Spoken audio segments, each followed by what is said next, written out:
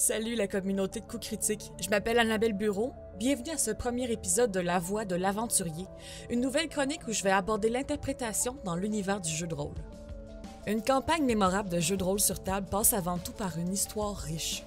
Bien que le gros du travail préparatoire repose sur le maître de jeu, les joueurs ont une grande partie à jouer, c'est le cas de le dire, dans le processus. Ma bête noire à moi, c'est les fiches de personnages. Me construire un personnage avec des statistiques équilibrées en lien avec sa race ou sa classe, pour moi, c'est encore trop compliqué et j'ai vraiment beaucoup de difficultés à faire ça. Je déteste les chiffres. J'ai peur des maths, j'ai pas fait de division longue depuis le secondaire. Par contre, là où je m'amuse vraiment, et ce qui va simplifier la tâche que je viens de nommer, c'est l'écriture du personnage. Avant de commencer, je vais parler souvent dans cette série de vidéos-là de l'organicité de l'histoire.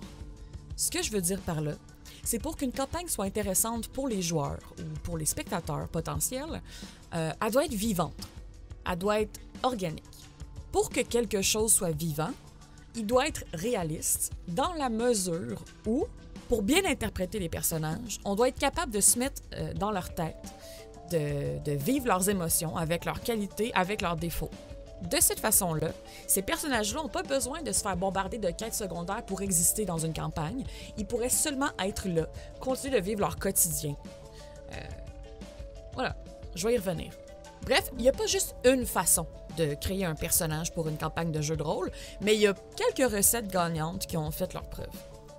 Personnellement, j'annonce que, haut et fort, mes meilleurs personnages sont ceux que j'ai construits en discutant avec mes collègues de table.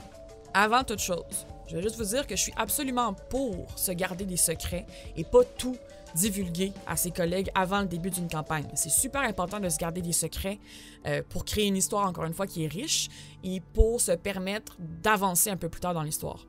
Mais, en discutant les uns les autres avec ce qu'ils ont envie de faire, vous pouvez, de cette façon-là, trouver un moyen de compléter leur personnage et eux de compléter le vôtre. Il y a un principe qui existe en création depuis super longtemps puis qui a fait ses preuves. Ça s'appelle l'équilibre de plateau. Quand on parle d'équilibre de plateau, on s'imagine rapidement une scène physique.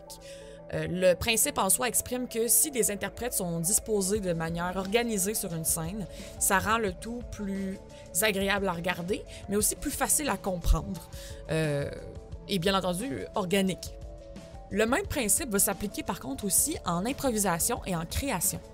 Ce que je veux dire par là, c'est que si des personnages se distribuent des forces et des faiblesses qui sont complémentaires les uns avec les autres, on crée un équilibre naturel qui donne la place à l'interprétation, au dynamisme et à une certaine union entre les personnages et donc de l'entraide en jeu. On ajoute aussi de cette façon-là une dose de diversité, puisqu'il y a des personnages très différents qui se rencontrent, et ces personnages-là deviennent, comme j'ai dit plus tôt, complémentaires. Un exemple que j'aime bien donner par rapport à ça, c'est si on pense à Legolas et Gimli, c'est une union complètement improbable, mais qui crée en fait une chimie de groupe intéressante dans le contexte du Seigneur des Anneaux.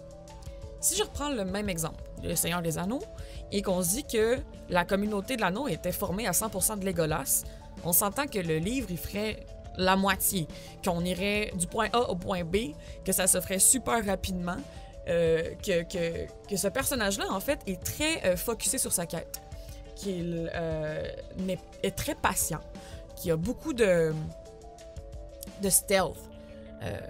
Si au contraire, c'était que des Gimli, l'histoire serait beaucoup plus chaotique, beaucoup plus violente, et il y aurait sûrement beaucoup plus de prise de tête, comme le personnage est une très grande tête pensante.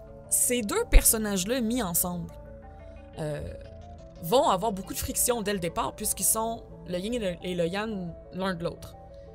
À mesure que l'histoire avance, les personnages apprennent à se connaître, se rendent compte qu'ils sont beaucoup plus semblables qu'ils ne le pensaient dès le départ. Et ça va faire en sorte que leur amitié est plus significative puisque on voit d'où ils sont partis et jusqu'où est-ce qu'ils sont arrivés. Et dès la fin de l'aventure, on se rend compte que leur amitié très compétitive est adorable et on l'envie énormément, mettons. Le même principe s'applique donc autour d'une table avant même de choisir sa classe ou sa race pour une campagne de jeu de rôle. En parler toujours avec le maître de jeu, évidemment, mais si cette conversation-là peut avoir lieu, on peut s'assurer d'une diversité autour de la table de jeu et donc d'une quête plus riche qui va pouvoir aussi assurer que chaque personnage aurait son moment de gloire, puisque tout le monde est important à l'histoire. Tout le monde devient une pièce du puzzle qu'est la campagne. Ça permet aussi de comprendre rapidement les enjeux des uns des autres.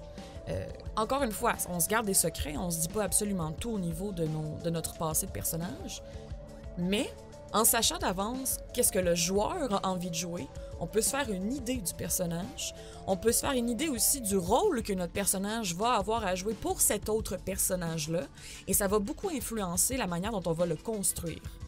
Donc, avant même de rouler des dés, si cette discussion-là peut avoir lieu, on s'assure que la diversité des personnages va apporter quelque chose à l'histoire, et non pas que l'histoire va être créée en fonction de personnages qui sont des blocs de marbre et qui sont pas malléables du tout.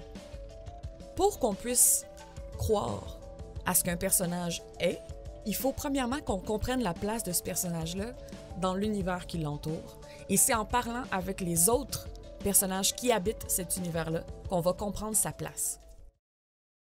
Si vous avez apprécié le contenu que je vous ai présenté aujourd'hui, je vous invite à laisser un commentaire sur la vidéo, mais plus encore, à vous abonner à la page YouTube de Coup Critique. De cette façon-là, vous n'allez rien manquer de nos prochaines sorties, parce que oui, il va y avoir d'autres épisodes de La Voix de l'Aventurier, mais je suis aussi accompagnée de plusieurs autres chroniqueurs qui sont très crinqués sur le sujet du jeu de rôle. On joue aussi ensemble à des jeux. Vous allez peut-être faire des découvertes ludiques, mais on va aussi avoir une belle campagne de Donjons Dragons 5e édition qui s'appelle Obélien. C'est une campagne super intéressante. Les gens semblent l'apprécier énormément. On a travaillé très fort dessus. Donc, si ce n'est pas déjà fait, allez y jeter un petit coup d'œil. Sur ce, on se dit à la prochaine fois. Bonjour.